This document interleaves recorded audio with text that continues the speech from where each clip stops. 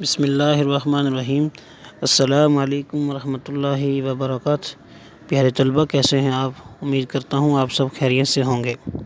آج ہم انشاءاللہ لیکچر نمبر 11 میں سبق شاعروں کے لطیفے، اس کا مختصر تعارف، الفاظ، معانی اور عبارت نمبر 1 کی تشریح کریں گے۔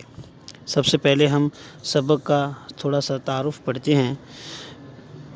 سبق شاعروں کے لطیفے میں شاعر جو ہے معاشرے، وہ مصنف یہ کہنا چاہ رہا ہے کہ شاعر معاشرے کے حساس ترین افراد ہوتے ہیں۔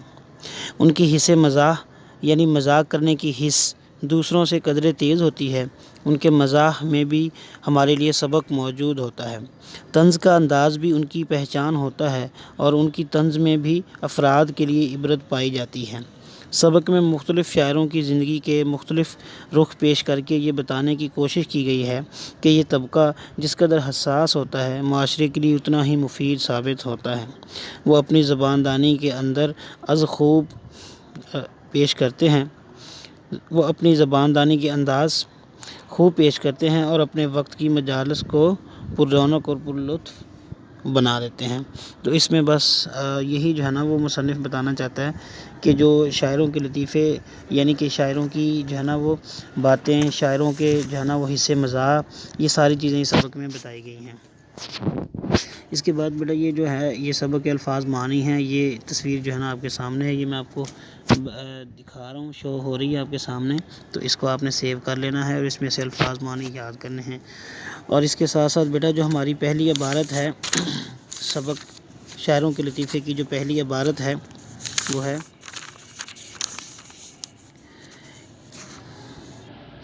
کہ ایک دن لکھنؤ میں میر اور مرزا کے کلام پر دو شخصوں نے تکرار میں طول کھینچا۔ دونوں ہی خواجہ باسط کے مرید تھے۔ انہی کے پاس گئے اور عرض کی کہ آپ فرمائیں۔ انہوں نے کہا کہ دونوں صاحب کمال ہیں، مگر فرق اتنا ہے کہ میر صاحب کا کلام آ ہے اور مرزا صاحب کا کلام واہ ہے۔ مثال میں میر صاحب کا شعر پڑھا، یہ جو آپ کے سامنے ہے، پھر مرزا کا شعر پڑھا، یہ بھی آپ کے سامنے ہے۔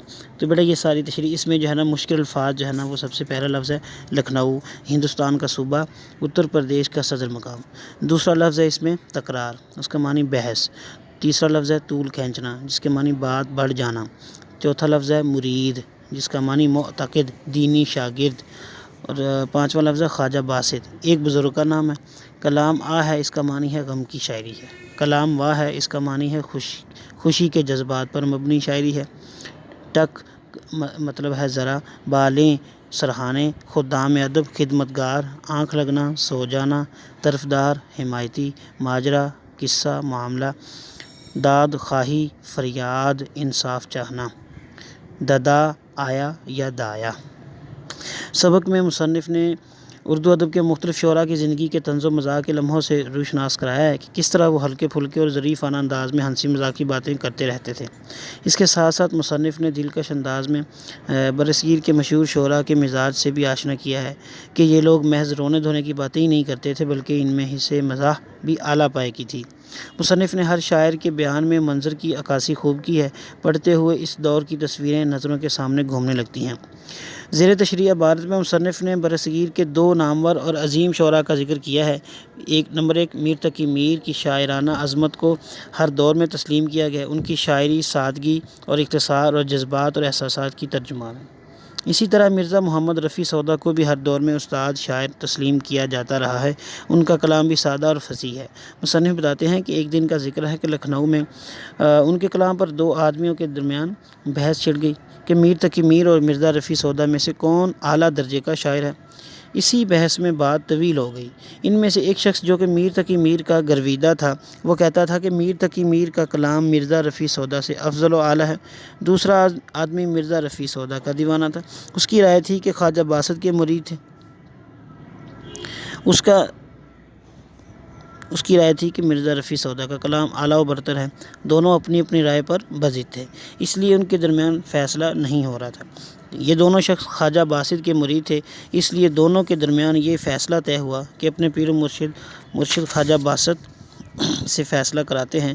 چنانچہ دونوں ان کے پاس گئے اور ان کی خدمت میں بحث کا خلاصہ بیان کیا۔ انہوں نے فرمایا کہ دونوں ہی باکمال شاعر ہیں اور اپنے اپنے فن میں دونوں ہی ماہر ہیں۔ ان میں فرق صرف یہ ہے کہ میر تقی میر کا کلام آہ یعنی درد و غم سے معمور ہے، جبکہ مرزا رفیع سودا کا کلام واہ یعنی اس میں عشق و محبت اور خوشی کے جذبات ملتے ہیں۔ انہوں نے ثبوت کے طور پر دونوں شاعروں کا ایک ایک شعر بھی سنایا۔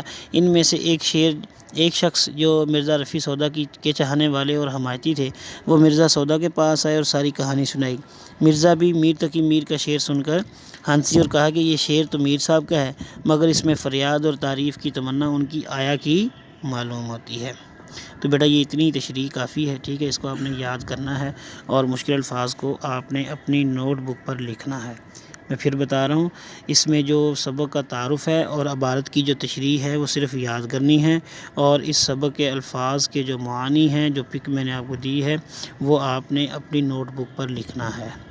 اس کے ساتھ ساتھ بیٹا ہمارا جو تربیتی عنوان ہے پیارے رسول صلی اللہ علیہ وآلہ وسلم کی محبت اور اطاعت، اس میں جو ہمارا دوسرا ہدف تھا کہ طلبہ جو ہے نا وہ صبح و شام 10 مرتبہ درود شریف پڑھنے والے بن جائیں، تو اس میں جو دوسری حدیث ہے وہ میں آپ کو بیان کر رہا ہوں۔ بیٹا وہ حدیث یہ ہے کہ نبی کریم صلی اللہ علیہ وآلہ وسلم نے ارشاد فرمایا کہ جو شخص مجھ پر ایک دفعہ درود بھیجے، اللہ تعالیٰ اس پر 10 مرتبہ رحمت بھیجتے ہیں۔ تو یعنی کہ بیٹا اس بات سے اندازہ لگائیں کہ ہم درود شریف ایک بار پڑھیں گے اور اللہ تعالیٰ ہم پر رحمتیں کتنی کریں گے؟ 10 مرتبہ۔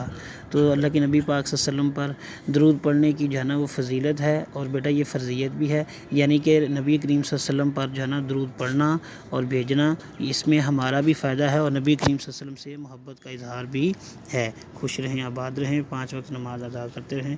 اللہ تعالیٰ آپ کا حامی و ناصر ہو۔